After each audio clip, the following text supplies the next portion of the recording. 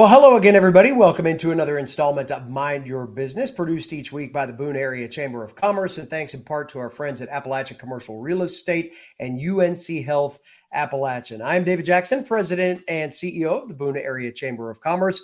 Joining us this week to talk some about the new semester on campus over at Appalachian State is Megan Hayes. She is the Associate Vice Chancellor and Chief Communications Officer at Appalachian State University, right down the road.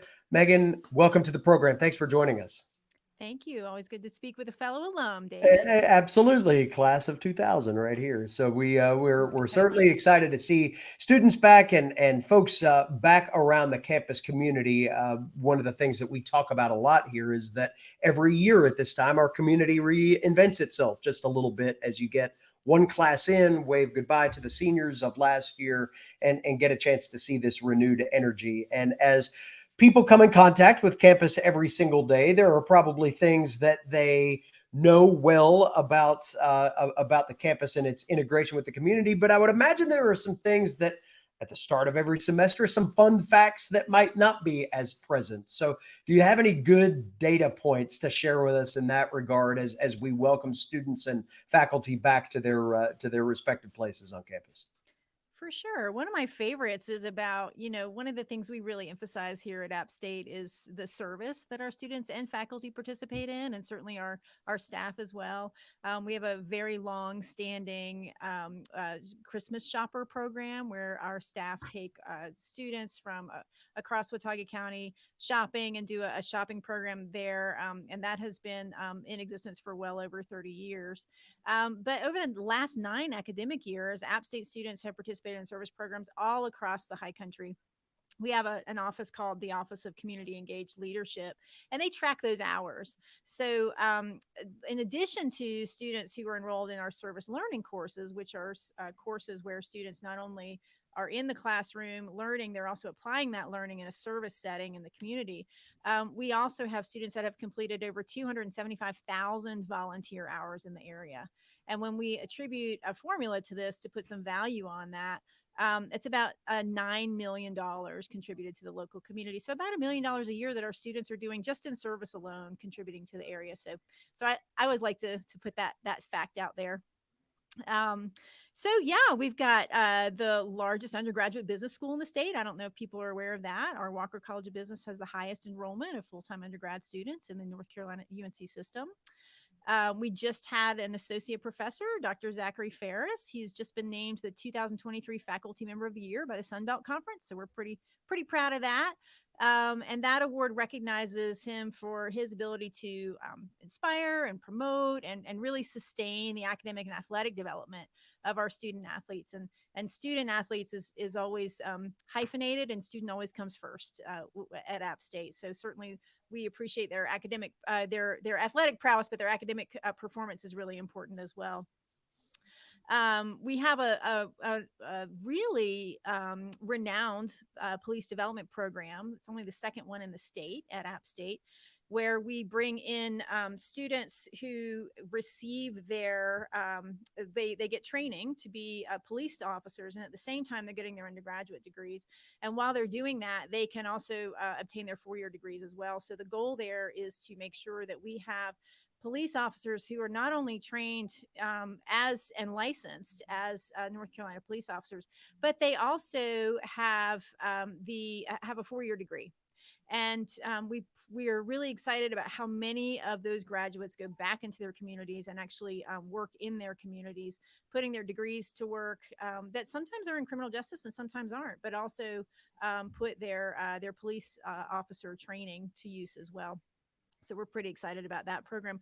We just had our 6th academy class graduate last week, really, and we had 24 graduates of of the police academy. The programs graduated 120 graduates in the 6 years, but all of those folks, all those 24 graduates, are going to be working either here on campus or actually in the Boone area.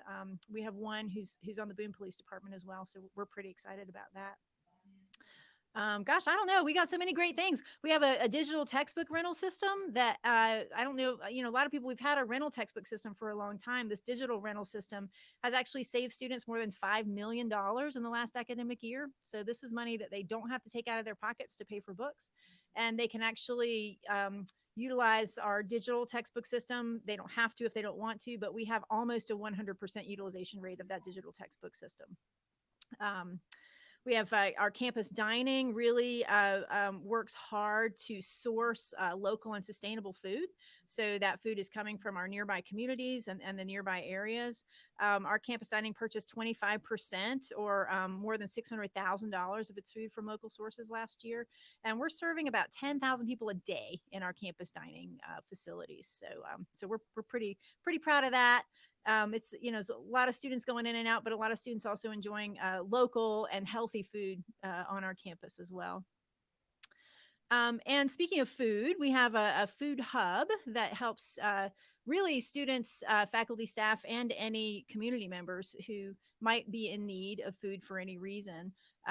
We've got last year we distributed more than 16,000 pounds of food, so which is about the equivalent of 16,000 meals. So that's a really important piece of what we do, just to be a part of making sure that our community is healthy and well and able to be as you know do as much as they can to focus on learning.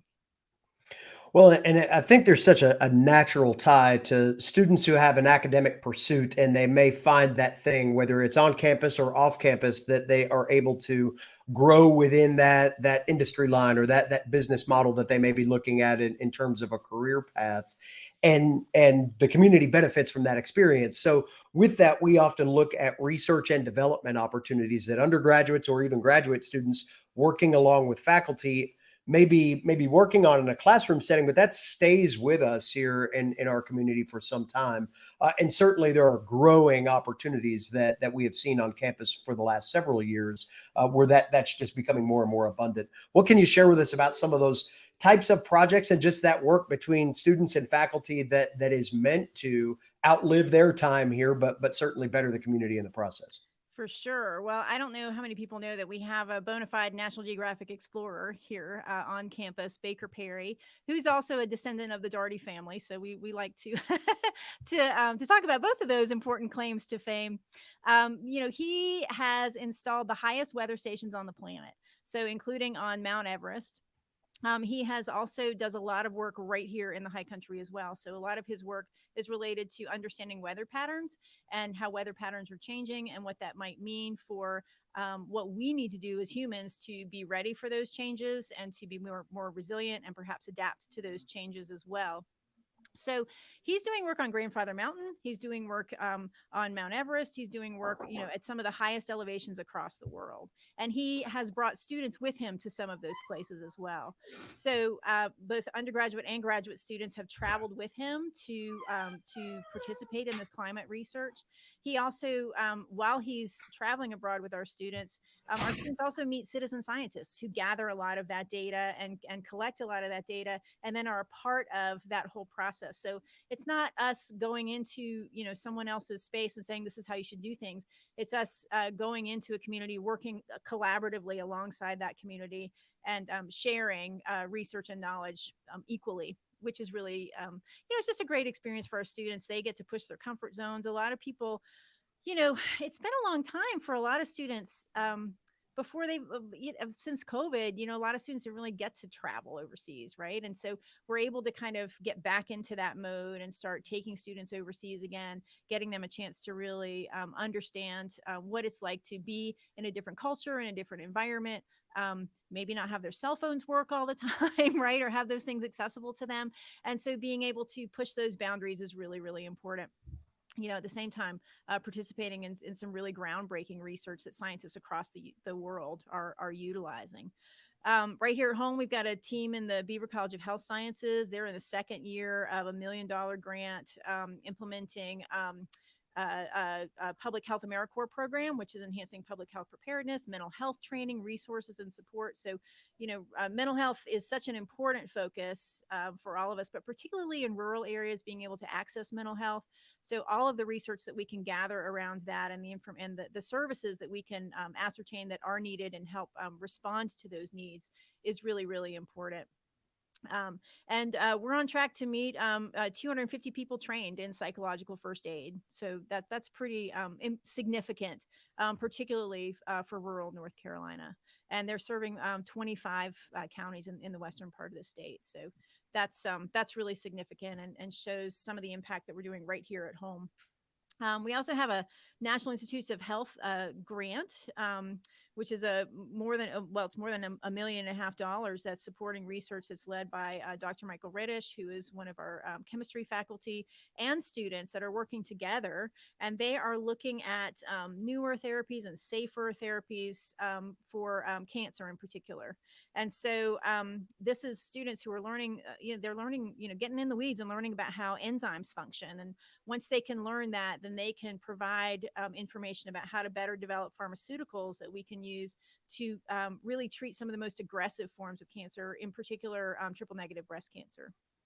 So yeah, I mean, we also have, in our rec management department, we have some kind of fun stuff going on too, right? So if you've ever wondered about the haunted attraction industry, you can learn about that here at App State as well.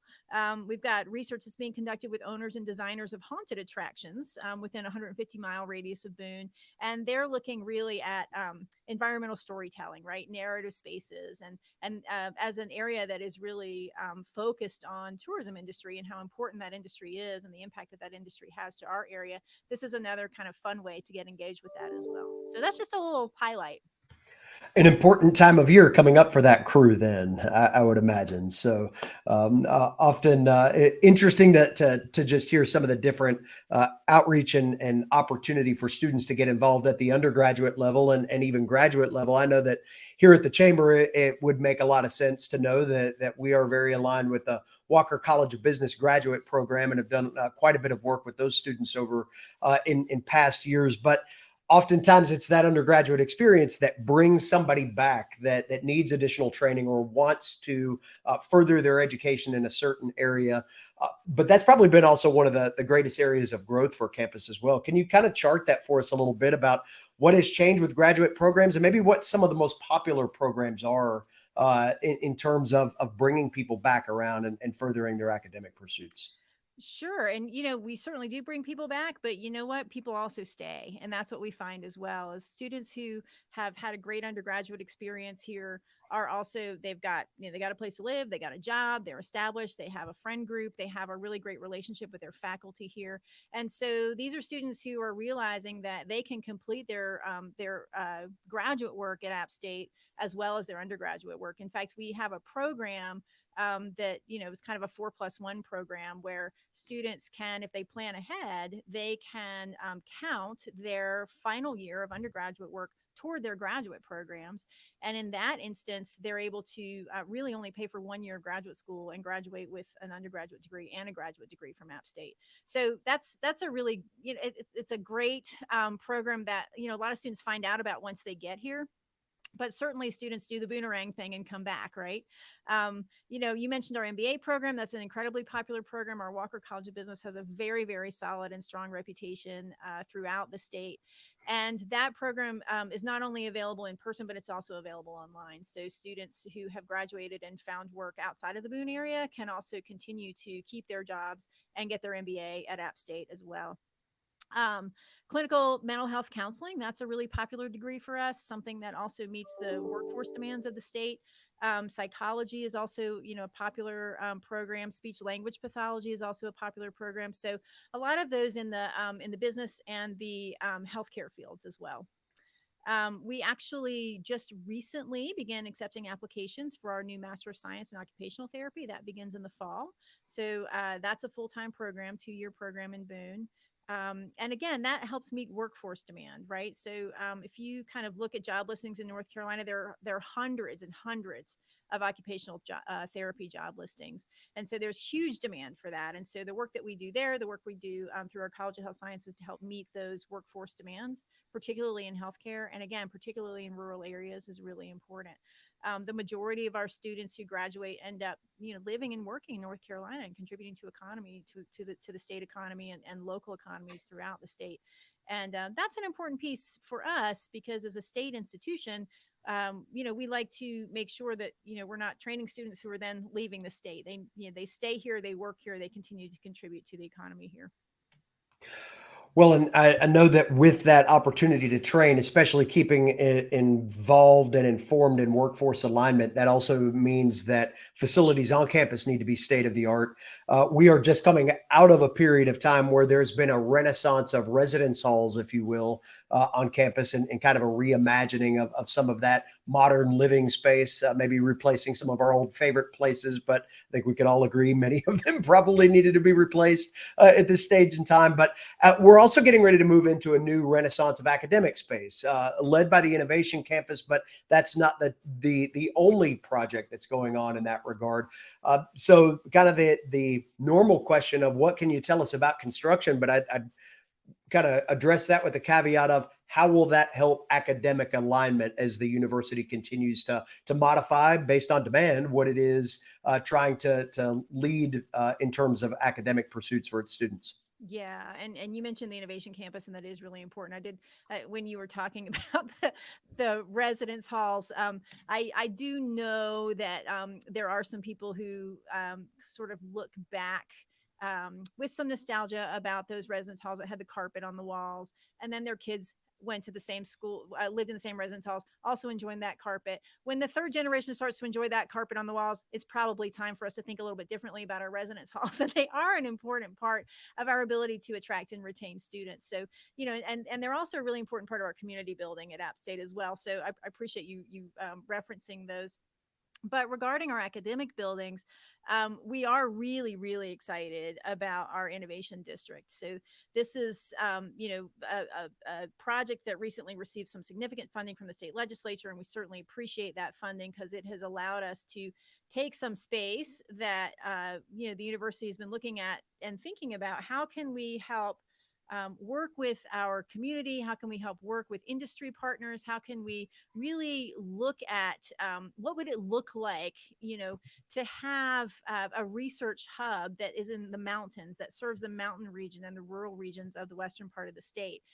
What does that look like here in Boone, North Carolina, and and beyond? And so as we look at this particular innovation district, this is the former site of many people may remember the old Broy Hill Inn and Conference Center that was condemned about 10 years ago, and so that building had to come down. And as we look at that space, we thought, how can this really help set us apart, capitalize on the nationwide reputation that the university has for being an innovator in sustainability, and really look at some ways that we can solve some problems. And one of those problems that we're solving, as immediately as possible is some of the housing needs in order for us to retain quality faculty and staff, and recruit and retain that talent. And so we're looking at being able to provide some housings and for those folks, so we can bring them into this area and keep them in this area and keep them here at App State.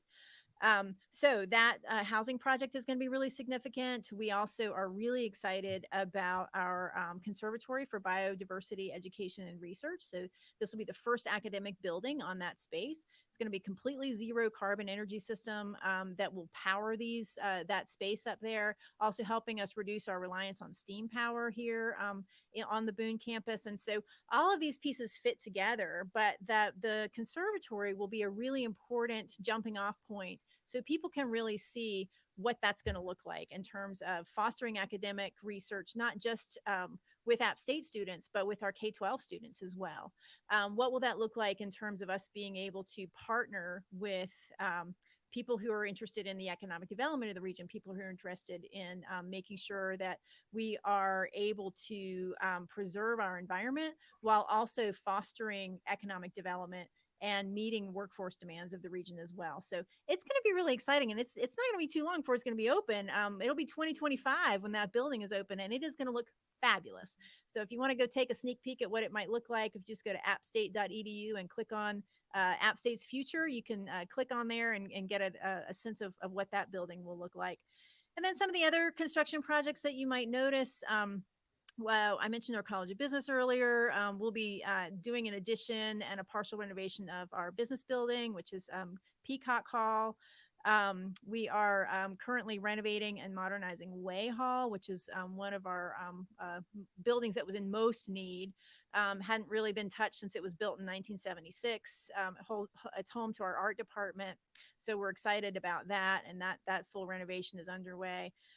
Edwin Duncan Hall renovations began in June, and we're going to be refurbishing that building. We're in the middle of doing that. So 2025 is going to be a big year because we're going to see all three of those projects be finished in 2025. People also might be interested in the construction for a new parking deck for the home center. So this will be 5 or 6 levels adjacent to the convocation center. It's going to offer about 600 parking spaces, not only for faculty, staff, and students, but also for visitors who are attending events such as convocation, such as commencement, basketball games, other major events that take place in that convocation center. When you think too about the I guess the renewed emphasis on some of those programs that you mentioned, especially as the innovation campus comes online and brings a completely new element or an enhanced element to a number of those academic programs, it gets people thinking about those education options and may become the magnet to keep people in our community and keep them attending classes within the Watauga County borders after graduating from high school, certainly moving on. And I think that one of the things that often goes unnoticed is the local affordability of that option, whether that's for undergraduate or graduate purposes.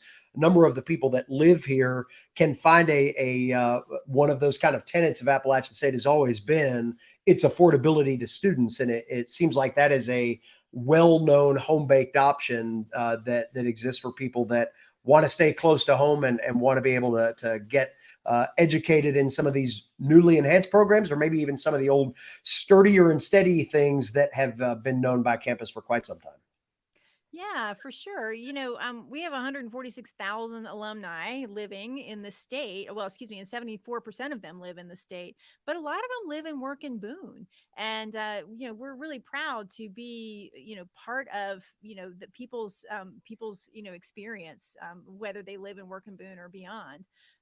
Tomorrow, we're going to celebrate Founders Day, which is a day where we kind of look back at the beginnings of Appalachian State University from this humble place where three founders had this vision to open access to education for people in the region, right? And 124 years later, we're still doing that same thing.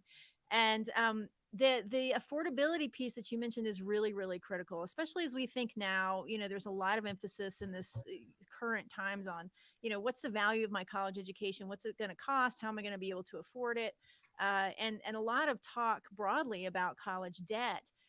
If you go to App State and you're living within 30 miles of Boone, or you're attending the Hickory campus, you're not paying room and board necessarily. You don't have to do that. You can live at home. You can work here if you want to.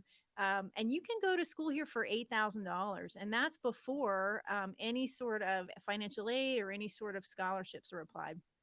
Our UNC system board of governors and president have kept tuition flat for 7 years, and that's a really important focus. That affordability piece is a really important focus for them as well. So I think we're very proud of our being able to be a part of that partnership and being able to offer a low cost, affordable, incredibly high quality education to folks right here in North Carolina, right here in Boone, North Carolina. Well, and with that, whether they come from Watauga County or whether they come to Watauga County and try to make life here and make that dream of living in Boone every day a reality, we know that students are maybe here for one day, gone the next. A lot of times they do leave an impact, but there are also alums that, as I mentioned, and they try to make that Boone life reality. They are adding to the community in so many different ways, whether that's boomeranging back or having long professional careers here. Do you have any favorite alumni stories that stick out right now of people that have been doing great things in this area and may have gotten exposed here because they came to school, but have certainly been working every day to make this community a better place? Well, I can certainly speak to some notable alumni whose names people will recognize. For example, our brand new superintendent, Dr. Leslie Alexander, is an App State grad. The president of Caldwell Community College and Technical Institute, Mark Porch. He's the North Carolina Community College President of the Year, so we proudly claim him as well as an App State grad. And if you have been in a classroom in the state of North Carolina, but particularly in the Boone area, chances are you've been taught by an App State grad. We have in nearly every single county in the state, we have educators who are working and or teaching in the state. So chances are very high you've been touched by an educator who is an alum of Appalachian State. Our fermentation science program is pretty popular, and certainly that's had an impact on local business. We have the owners of South End Brewing. Appalachian Mountain Brewery's master brewer and co-founder. Both are App State alumni. Our rec management rec management graduate, Ashley Gallier, is founder of the Zineville Ramp Company. So there she is, providing skateboarding lessons and custom skate range to kids who are in the area. Certainly, people are probably familiar with the president and CEO of Appalachian Regional Healthcare System, UNC Health Appalachian, Chuck Mantooth, a 1990 graduate, Franklin Graham. These are some of our, largest employers represented here, and they are led by App State alumni. So we're really proud of that. Well, certainly we understand daily that Appalachian State remains one of our top economic development engines here and one of the engines that makes our community work. But it's also nice to bring some names to the stories too, and know that as you're driving around, the people that you may be sitting in traffic next to may also be the next person that brings the next big thing to this area that can work for community betterment and everything in between. So we certainly thank you for highlighting some of the exciting things that are going on campus. Best of luck to you and the entire team at Appalachian State University for what should be an exciting and fall semester and academic year ahead. And always appreciate the opportunity to learn more about what's going on campus. So thanks for spending the time with us, Megan, and we look forward to connecting again with you soon. Appreciate you, David. Proud to be an App State alum with you.